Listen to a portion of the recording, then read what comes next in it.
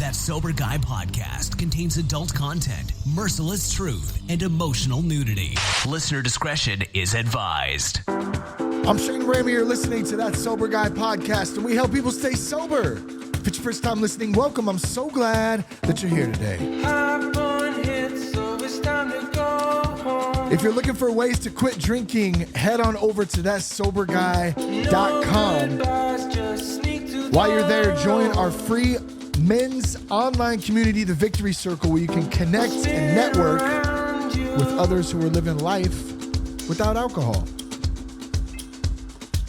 Be sure to follow us on YouTube for video and on Instagram at That Sober Guy Podcast. All the links from today's show will be in the show notes, so they're very easy for you to find. Shout out to Humans Music as well. Always appreciate those guys bringing us in today. So how the hell are you? Are you barely hanging on? You still sober? You're doing amazing. Whatever it looks like, it's okay. We've all been there before.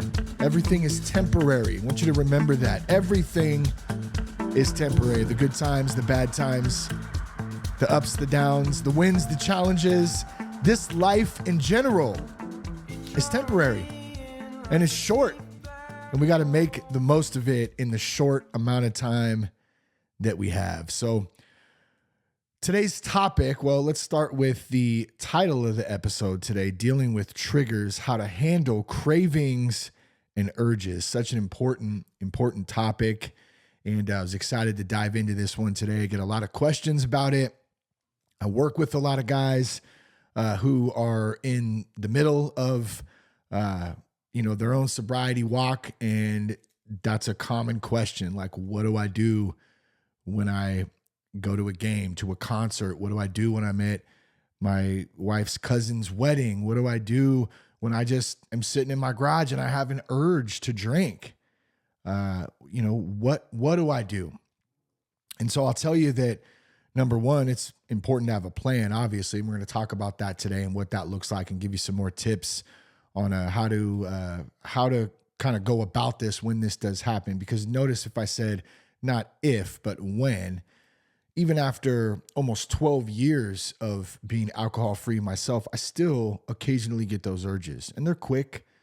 I understand what they are. I acknowledge them. I also want to be careful with them and be conscious of them. And I've learned to expect them over the years. You never know when they're going to come. And it's important to kind of understand that and recognize that. But the difference is it's a thought, it's a feeling, it's a craving. I don't have to take action on it.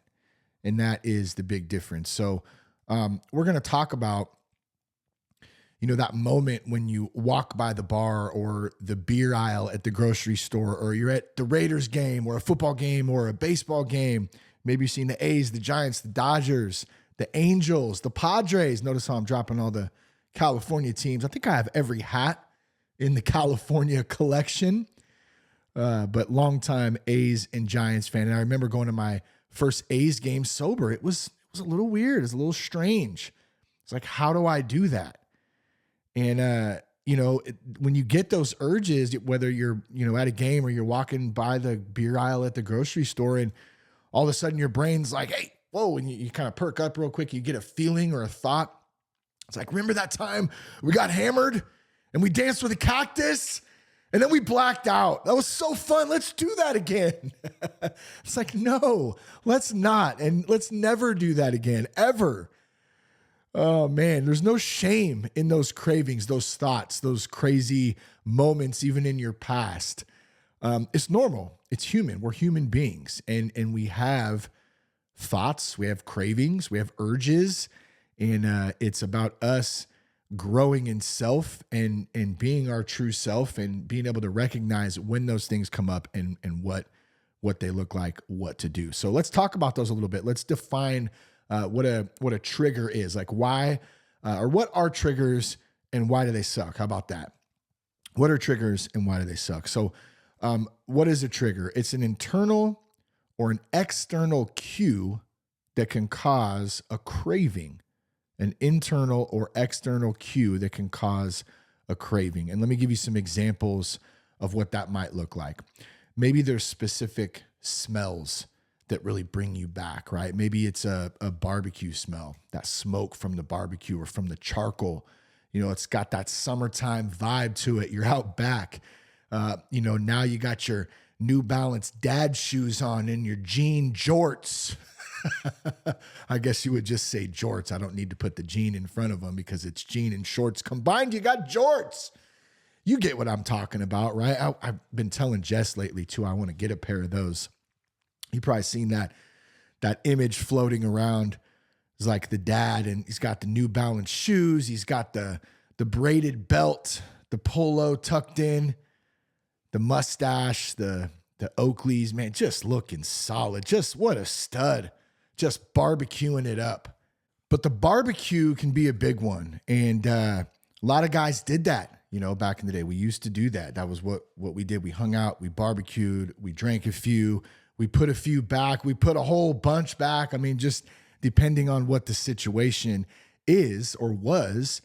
And so that whole environment can be a trigger. Or like I mentioned before, at a baseball game or a football game or basketball game, any type of event, even a concert, those can be triggers. Those have to be, those should be things that we should be looking out for as potential triggers for us. And so if we can't hide from alcohol. I guess I wanted to say that too. Like we're never going to hide from it. Like I mentioned, at grocery store, walk past a bar, restaurant, wedding, ball game, concert, like it's everywhere.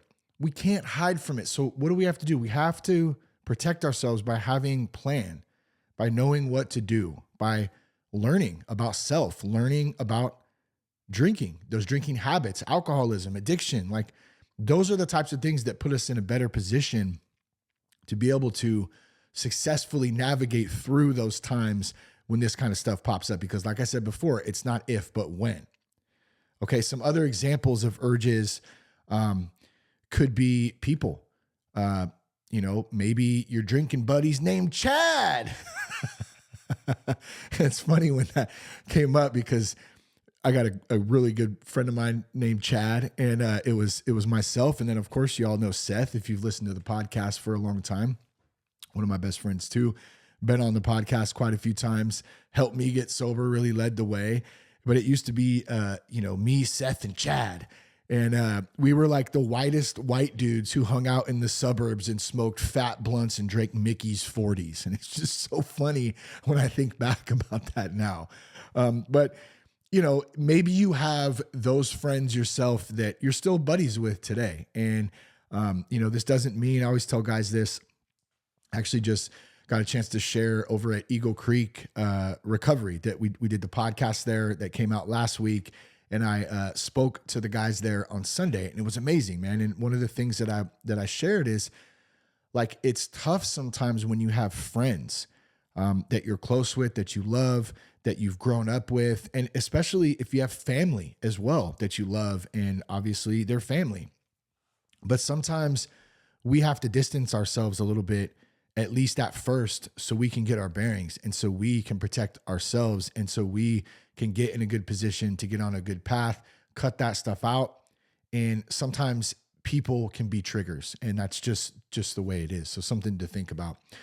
Emotions as well. Maybe it's boredom. I hear that a lot. Why do you drink? Oh man, well, I'm just kind of bored. Very common. Maybe it's anger.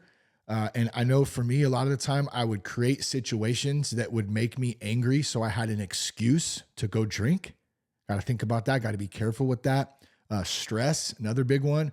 We're stressed out. We got a lot going on. We got bills to pay. We got family to take care of. We have this, we have that. And man, it's so much easier to just drink and escape and just let go. I get it. It's an easy out. And it's much harder to do the work and to deal with those emotions, loneliness, and even celebrating. Celebration is what I was going to say, but celebrating. I mean, that's a good thing too. Like, we can tend to want to drink when we're sad, when we're angry, when we're pissed off, when we're stressed, and we can also want to drink when we're happy, when we're joyful, when we're celebrating something. Very common. Even ads, we'll see ads sometimes. Maybe you see billboards, maybe you see commercials. There's, whiskey ads or beer commercials. Like I find it hilarious, like the Peyton Manning and the Post Malone and the Shane Gillis Bud Light commercials. They're freaking hilarious. They did a great job at that advertising, trying to advertise to the normal suburban dad. So you have to watch out for that. What is the intention there? I don't think their intention is, to drive people to alcoholism, but unfortunately, people drive themselves to alcoholism and they're serving that need, unfortunately. And they have good, funny ads that make it seem very normal. And, and I think Luke said this on last week's podcast at Eagle Creek, we're not against alcohol, but we're against alcoholism. And I'll put a little caveat to that because I do agree with that in most regards. But I also do have a little bit of animosity in that alcohol space just because I've watched it destroy so many people that I love and care about, whether they're not here anymore or whether they're experiencing hardships and they're distant and disconnected because alcohol is running their lives. And it's unfortunate. So I understand that statement, like a personal responsibility. It's a choice. I totally get that. But I also understand that at the end of the day, for these big companies, the bottom line is the bottom line. And that's what's most important. And they want to sell as much as they can. And so those ads can be triggers. They're meant to implant little thoughts in your mind that subconsciously can lead you to going back down that path. So you have to be conscious of that. Just know it, recognize it. You can even make it kind of fun. You can start getting in a sense of being able to recognize these different ad campaigns or media impressions or little ads you see on social media. Recognize them for what they are. And maybe it kind of starts to rewire and change how you think about these things, even though some of them are funny. Like I said, I love the ad with Post Malone and Shane Gillis is pretty funny. Peyton Manning's hilarious, but I know, especially too from being in marketing and communications and doing the work that I do, like I see what the direct goal is. It's not hard to, I shouldn't say that. It's not like you have to be in marketing communications to see that. I think common sense can help you see that once you become conscious of it, I think is the point. So triggers, we're going to wrap up. You ever been triggered by a chair though? I was thinking of that, like, dude, like that's the chair that I used to sit in the garage with and drink my 40s, man, and smoke my cigarettes. That's my chair. I miss my chair. like, are you kidding me? Like chairs are out there now, like freaking ruining lives. I don't know. It's pretty funny, man. I have heard like camping chair. That's my camping chair, man. Stay away. It's my spot. It's freaking, I mean, those are the things though, as ridiculous as that sounds, like those little things can be triggers, even a chair, even a space, a corner in your garage, a room, an environment. So we have to be really, really careful about those. All right, let's talk a little bit about understanding the craving brain. The craving, like what is a craving? The lizard brain versus the rational brain. There's two totally different things. So here's what's going on up in your mind when you get a craving. I kind of wanted to go through this with you here. You have two parts of your brain in this battle, in this fight. First, you have the lizard brain. This is the ancient caveman part of your brain that only cares about one thing, survival. That's like your survival mechanism, the survival part of the brain. Like eat food, run from danger, reproduce, avoid your weird uncle at Thanksgiving or whoever that is. Like those are your survival. Get me out of this conversation right now because I don't know what this guy's talking about. And he's told me the same freaking story like 10 times in a row now because he's drunk. Survival, get out of there. Let's go. All those things. Okay. And then you have the rational brain. This is the smart, responsible part. This is the part of the brain, the rational part that says things like, hey, like we have bills to pay. Let's pay these bills. We have this event to be at, or this appointment to be at. Let's be on time. Let's make sure we give ourselves enough time to get there so we're not rushing. And maybe like, hey, sitting in my garage till 3 a.m., drinking and trying to buy other substances on a Tuesday night, probably not a good decision anymore in my life. So this is the logical, responsible part of the brain. Okay. So 2 parts: rational, lizard. Let's play lizards. I remember one of my friends, Grady, was talking about that, how boys, we had boys that are the same age or whatever. You know, my son's 10 or whatever, and they just do the weirdest things. It just reminded me of the lizard thing. Let's play lizards. Like, what? How do you play lizards? Part of me is weirded out, and part of me is so jealous because I just want to be able to completely escape and play lizards. Okay, let's move on now. Here's the catch to both of these parts of the brain. Okay, the rational brain, the lizard brain. When you're triggered, when you're in that emotional moment and you get a trigger, the lizard brain hijacks the controls, like, period. It's like, hey, when we drink, we feel better. When we drink, we escape. I don't feel stressed out. I can totally float away. This has got to be good. Let's do that again right now. I just want that right now. I can't feel right now. I don't want to feel. I don't want to go through this. Or I'm super, super pumped right now. I'm so happy. This is so exciting, man. Let's go. Let's party. It doesn't know or care in that moment that alcohol absolutely destroys your life or makes it very inconvenient, or it causes problems. It doesn't think about the long-term effects or even the short-term effects, the next day, the hangover. It doesn't think about that. It only remembers the dopamine hit, that feel-good chemical that your brain releases when you drank, either or.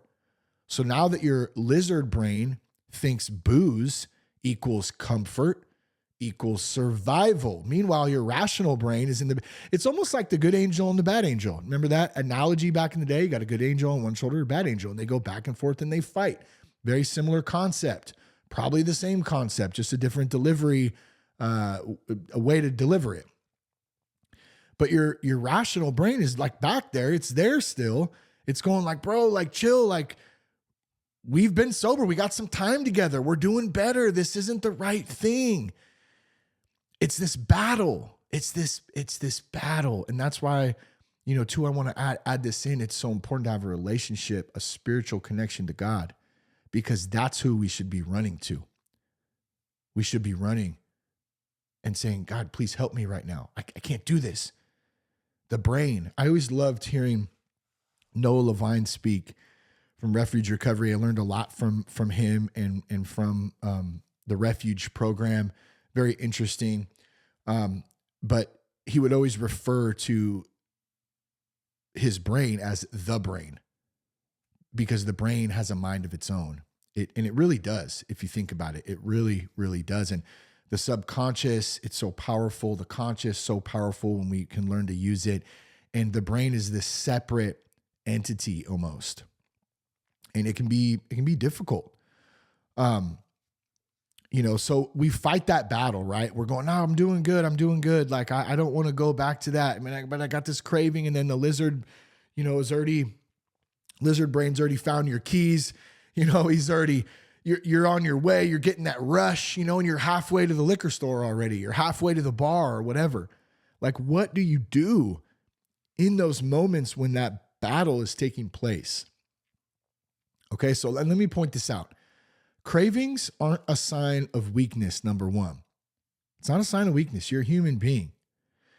It's just that they're your primitive brain trying to do what it thinks is going to help you survive. It's a glitch. Think about it like that. It's a glitch, really. It's not a green light to take action. Oh my God, I got to do this. It's a glitch. It's a glitch. It takes over. It's like your lizard brain's like your friend Brad, who says, man, let's shotgun 6 beers and text your boss, bro. Like, what could possibly go wrong, right? Like, meanwhile, your rational brain's outside, like, man, like, let me get out of here. I'm ready to go home. I'm too old for this shit. Like, I'm done, So it's two parts, and we have to kind of understand that. So I want you to think about that next time you're out there and you're doing whatever it is that you're doing. You're at an event, you're just driving home from work, you're going to a game. Like, be conscious of this, the two different parts of the brain. Two different parts. You have to learn to expect the craving, expect the urge, not if, but when. And then learn to normalize that craving, that urge. It's a signal. It's not a command. Do you understand? I hope that makes sense. And even as I speak this stuff out, I am learning too, man. I'm learning right with you guys.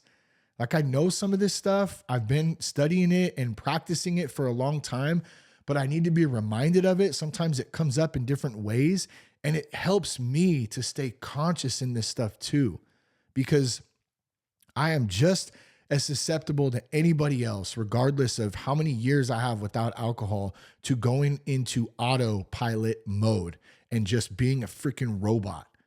And I've done it before. Like, the days will go by sometimes, and I'm like, dude, why am I like restless, irritable, discontent, annoyed?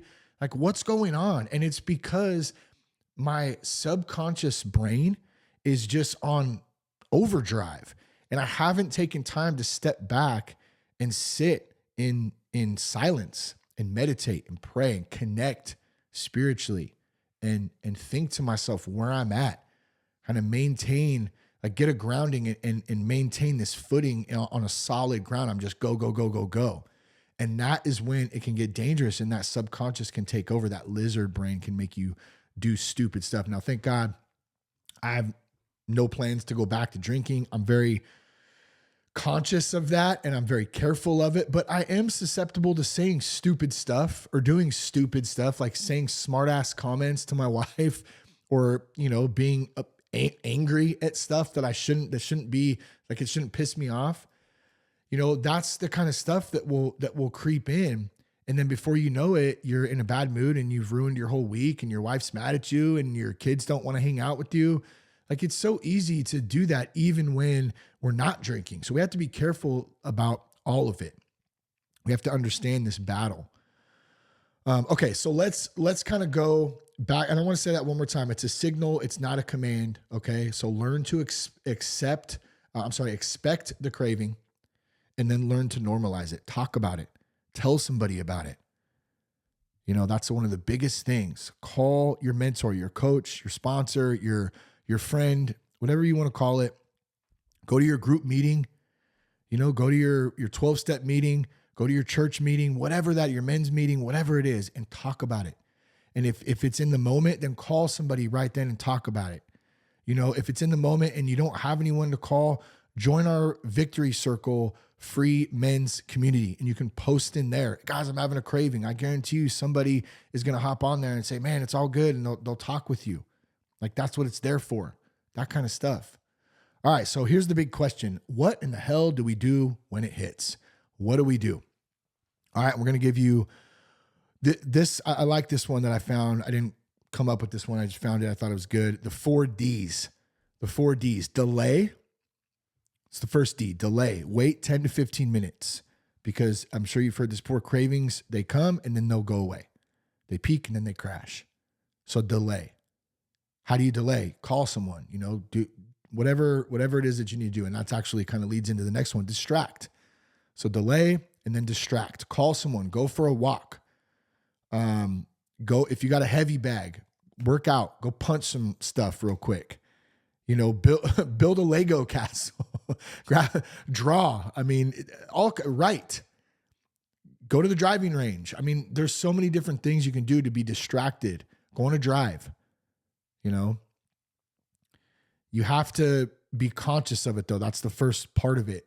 First part to winning. Deep breathing is number 3 of the 4 Ds. Deep breathing. So breathe in through the nose, out through the mouth. I don't need a drink type of mindset. Like, you're pausing, you're stopping, you're taking some breaths. It allows you to calm down. It allows you to sit. It allows you to be conscious because your lizard brain is working in the subconscious. Makes sense, right? And then last one, drink water. Just hydrate, hydrate, hydrate. Drink a ton of water. Get Relight. Get some minerals. What are those called again? I totally drawn a blank on them. Anyways, you know what I'm talking about. You add them to your water, it gives you all the minerals, vitamins, all the good stuff that your body needs. That will help stay hydrated. It'll help your body feel good. So let's go over those one more time. The 4 Ds, what do I do? Delay, distract, deep breathing, drink water. All right. I wanted to share a quick story real quick before we start to wrap up today. And it's titled, "The One Time I Got Wasted in My Garage Reading Conspiracy Theories All Night." And this is true. Towards the end of my run, 17 years of this crap. Take a quick drink there. I was sitting in my garage. I was working a swing shift at the time. And so I would get off at like 11 and then I'd come home and I'd stock up on the way home, vodka, beer, cigarettes, whatever, sometimes other stuff. And then I'd go home and I would hang out in the garage till 2, 3, 4 in the morning, drinking, smoking, and reading conspiracy theories. Now, let me give you a little picture of this. I found myself alone towards the end too, sitting in my garage. It was like 2:30 in the morning. The lights are low. Like I've got vodka and I got a beer in the other hand to wash it down. Cigarettes going, smoke's blowing, and I'm sitting in a beat up camping chair like some philosopher or something. I think I'm so smart. And what was I doing? Well, number one, I was hammered drunk, catching a healthy one. And I was reading conspiracy theories on my phone. And I'm not talking about like some of the lighter stuff, like Bigfoot lives in Oregon or he's in the, Northern California mountains. And I mean, there's some stuff to that. It's super interesting actually. But I was deep in it. Like I'm talking 9/11's an inside job, like the Big Bamboozle, Captain Philip Marshall. Every war has been a false flag, which, hey, do your own homework on some of this stuff. Very, very interesting. Building 7. Anybody heard of that? I mean, man, there's a lot of stuff out there that was quite interesting and is quite interesting. Hey, how about this one? How about the Denver airport is a portal to hell? But how big is the Denver airport? That thing is massive. There's major underground rooms and I mean, there's all kinds of stuff going on at that place, but interesting stuff. Beside the point, you do your own homework. That's on you. Very, very interesting stuff.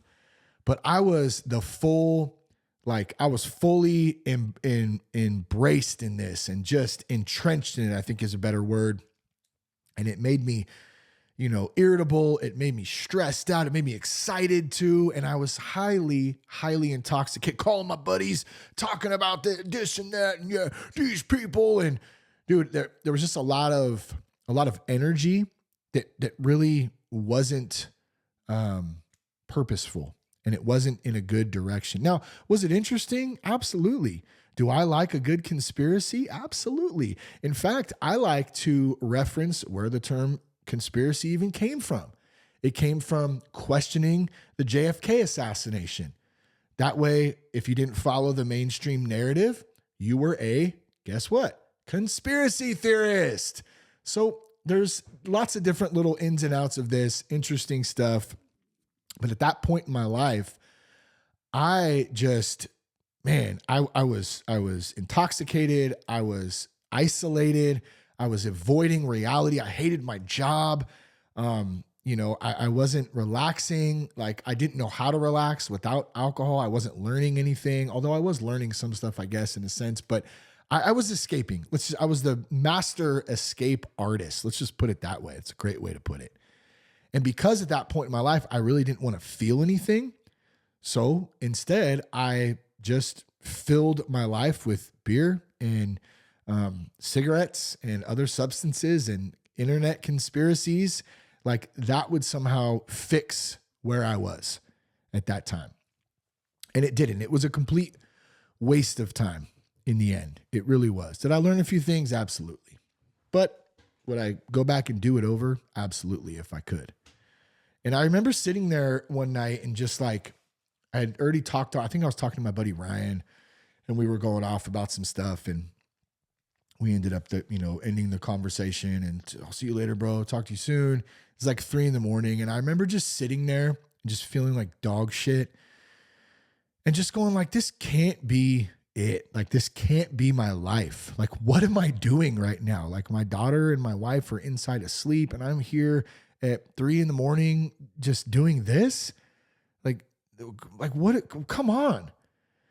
And in that moment, as ridiculous as it sounds, I do remember having almost like a small, because I had quite a few awakenings, and I think this was one of them, and it was just like questioning, like, what am I doing with my life? And it wasn't because like of anything in particular, other than I saw myself doing like what I never wanted to do. I saw myself becoming what I never wanted to become. I was numb, I was lost, and I was trying to fill this spiritual hole with distractions and alcohol, and it just didn't work. Yeah, I don't know. I just thinking back about that a little bit, and it's just kind of crazy, man. But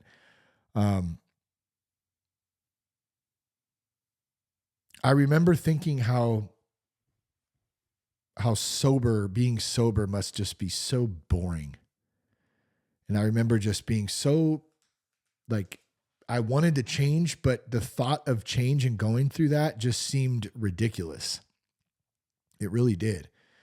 And it was just like, it was such a different time, and I could feel God moving. When I look back now, I didn't really know at that time, but I could feel the push to like, man, I got to face this. Like, I have to do something about this. And so I needed to wake up, and I needed to finally see that life, there's so much more to life than just trying to escape from it. Is there, man, some messed up stuff in this life, in this world? Absolutely. But we have to learn to sit in it and to be connected spiritually. And we also got to learn to not take ourselves too serious and laugh at ourselves. Like, it's powerful to be able to laugh at some things that maybe before we took too serious. Like, I always took myself way too serious, and I still do sometimes. And I try, at this time of my life to just lighten up, Francis. Like, just chill. Like, it's not that big of a deal. I remember Seth coming to me one time and saying that, like, I was pissed off about something. He's like, bro, is it really that big of a deal? I kind of thought about it and remember what it was. That's how irrelevant it was. And I said, no, not really, I guess. He goes, well, why are you making it such a big deal? Why are you so upset about it? Just who cares? Yeah, it's true. And I find that a lot of the time, that's the case. It's not really that big of a deal. So what's the long-term strategy? Like, how do we rewire that routine? Like, how do we build new routines, new rituals, new places, new people, new things? Like, a couple little tips here. We got to replace that 5 p.m. drink. So let's say like that, because I feel like that's when a lot of dudes go to. It's like you work and then you get home and you immediately want to have a drink. And then on the weekends, you mow the lawn and you immediately want to have a drink. So what can we replace those habits with? You can replace them with, go get a workout in, go get a run in, go lift some weights, get different beverages, get some non-alcoholic beverages if that's your thing. If not, if that's too much of a trigger, get some coffee, get some iced tea, get some sparkling water, make your own mocktail, like whatever that looks like, right? Go, like I said, go to the driving range. It's always a good one. That's one of my favorites. Do something. Go on a bike ride. You have to play with your kids. Take your kids out and do something with them. Like, make that time very intentional. When you would normally be drinking, figure something else out. Schedule it, write it out, be intentional about it. And then also you can create new reward systems that don't include self-destruction, right? Like the victory lap reward, because the reward system, typically people are going to reward themselves with a drink or some other, well, let's just say a drink, right? You get home from work. It's like, man, I worked hard ass day. Or even if you worked in the yard all day or you help your buddy move and it's like the end of the day, you want to have a drink, right? What other things can we do to use as coping mechanisms, or create, that would help us do that? And so we thought of this thing, the victory lap, for example, and it rolls right in with the victory circle and the victory council, which we're going to be launching here soon, but more details to come on that. But let me give you an example of this. After hitting, let's say you hit 10 days sober, let's just say 30, you hit 30 days sober, right? Instead of cracking open a bottle of wine to celebrate, you reward yourself with something meaningful that aligns with your new and healthier lifestyle, right? So a couple examples, maybe it's a vacation. That's a big one. Or a weekend getaway, a staycation. Go to a local hotel or a local spa, take your wife or your girlfriend or whatever and reset, recharge, make it a thing. You can also find a hobby, invest in something that you enjoy to do. I talked about, the mountain biking a few years back I got into, and I'm actually looking at getting another mountain bike soon because there's a bunch of trails around where we live and it looks like a lot of fun. But, you can buy that new golf club you want or a whole new set, maybe it's a new driver, a new fishing pole, a new lawnmower because you want to keep that lawn looking so fresh, man. I'm such a lawn guy. I love a good mowed lawn. Let me mow that lawn. That looks great. Let me get out there. I got to get out there and mow that goddamn lawn some bit. Just get on there. I'm going to put a chew in and just go mow that lawn. I don't know. I'm insane. But that reward system is huge. A reward system is huge. So there's something that you want to buy, you want to work toward. It's setting that goal. And then there's also the experience reward. I love this one too. Get tickets to a concert, a show. Maybe you're going to try to do 30 days, and maybe, at that 30-day, you bought the tickets when you first started as one of your rewards. Maybe it's a comedy show. Maybe it's a game, whatever it is, giving you a sense of achievement without relying on the alcohol. Okay. And as this goes live, let's see, this is going to go live on the 2nd. And there's a reason I'm telling you this, because we're just about to start Everyday May. So we're thinking about this system here and what it is. It's 30 days in May where every day you're going to eat 80-20, somewhat healthy, right? You're going to get some exercise in. It's just 30 minutes. Maybe it could be a walk, a run, lift some weights, whatever you feel like doing. Obviously, no alcohol. I should have started with that. That's number one. You're going to pick a hobby and you're going to do that one time a week for at least 30 minutes. So for me, my hobby that I picked is going to the driving range or playing golf, one time a week for all of May. And then last and definitely not least, 5 minutes of meditation and prayer a day. And I'll tell you the trick to this. Get an old school calendar. And I know it's the 2nd today as this comes out, or maybe even listen to it over the weekend, a couple days after. It's totally fine. You can still jump in the Victory Circle and jump in Everyday May, even a couple days or a week or two in. Would love to have you join.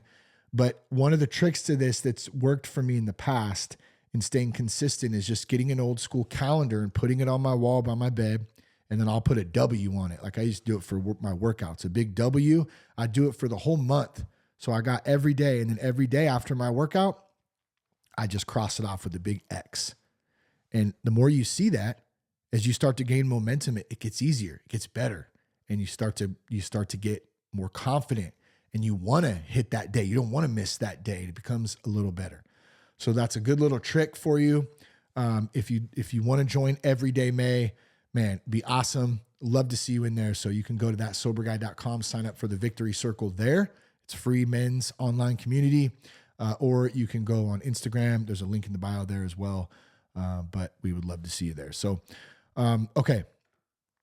Why does this work? Why do these reward ideas work? Instead of a temporary high followed by shame, regret, and guilt, right after we get all jacked up and we're hungover, you're using your sobriety as an opportunity to make your life better with things that are better. They create memories, they create growth, they create positivity, confidence, all those things, instead of the immediate reaction to go drink and then get all jacked up and then feel like dog crap the next day.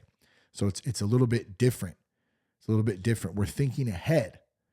All right. There's also the fitness fuel system, and this one's all about shifting your reward system to something that keeps you feeling physically and mentally strong. So when you're craving the dopamine rush that you usually get from alcohol, right?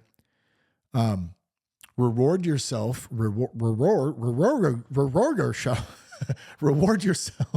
with physical activity. How do I laugh at my own stupid jokes? Ridiculous. Reward yourself with physical activity. All right. So here's a couple ideas. New workout gear. Buy yourself some fresh shoes. I gotta say, I just bought some fresh Noble, the everyday, what are they? The everyday knit, but they're not the knit ones. It's something else, everyday something, but they're all that clean white, all white with the gum on the bottom. Oh man, I'm so pumped. They're going to be coming in a couple days. It's a little reward for some good work that I've been doing. So I'm going to buy these, man. I've been kind of putting it off for a minute. I'm going to get these. But a gym membership, a fitness tracker, a new watch or something that helps you track fitness.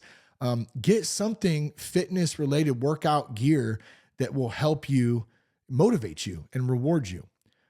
Maybe class or taking some sort of fitness activity. You can treat yourself to something like, maybe it's something out of the ordinary, rock climbing, or you're going to go on this massive hike, through Yosemite or something cool.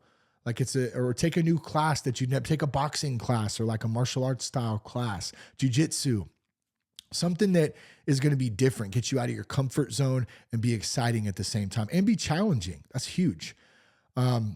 Active social outing. I mentioned hiking, but that's something. Get together, join a softball league, a men's league. Jess and I remember when we lived down in Huntington Beach, we joined a co-ed beach volleyball league. Man, that was so fun. So much fun, man. We met once a week, had a game on the beach. It was freaking amazing. So much fun. But you can reward yourself with things like that. And once again, you're substituting your alcohol habits for healthy rewards, and exercise releases those natural endorphins as well. So you're getting some of that same feel that you got when you were drinking, but obviously it doesn't come with hangovers and regret, which is so much better. Okay. So I'll just, let's see, let me kind of find my place here. I think we're just going to wrap this up here in just a second. If you're triggered, if you get a trigger, that means you're working through it. Okay. So let's just start there. That means that means you're healing. That means you're coming to terms with this. You're starting to be conscious of it. Triggers show up because something is changing. So I just want you to know you're not alone in this. You're not weak. You're a human being, and you're learning to be conscious and to say no to the thing that once owned you. And that's something to be really, really proud of. It's not easy. And that's why everybody can't or doesn't do it. A lot of people want to do it, but they don't know how, and they don't put the effort in to do it. And so they just continue on. And man, before you know it, 20 years has passed by and you're going, man, where did my life go? You don't want to do that. So let's talk about some actionable takeaways, and then we'll wrap this up for the day today. I appreciate you guys tuning in. Create a trigger plan. Okay. Write down your top 3 triggers and what you'll do instead of drinking when they show up. What are you going to do? Have a craving emergency kit. Okay. So what does that look like? And this is just, you can make your own. You don't have to exactly use these ones. Use whatever works for you, but maybe it's water and Relight, your water. Maybe it's gum. Maybe it's candy. Maybe it's a meditation app. Sober Meditations from Buddy C is a great one. Maybe it's having a good friend, a sponsor, a coach on like speed dial so you can hit them up immediately. Maybe it's being in a community where you can post in, you have somebody that you can call. Maybe it's a photo of like your worst hangover face ever. Keep that thing close on your phone and be like, man, I don't ever want to feel like that again. So you have a couple of those, and then get in community, and you can't fight this battle alone. Okay. And you shouldn't try to. And we've got the Victory Circle, our free sober guy men's community. Come hang out with us. There's a bunch of dudes in there who get it, who are going through and have gone through a lot of the same things. If you're looking for one-on-one coaching, real talk, real plans, I can help you get grounded and get on the right path. So yeah, both of those options. You can go to thatsoberguy.com if you want more information about either of those. Remember, cravings are temporary, okay? And being sober is badass, and you're not alone. You never have to drink again if you don't want to. So I appreciate you tuning in today. Thank you again. If you enjoyed the episode, don't forget to share it with a friend. Take care. God bless, and keep your blood clean.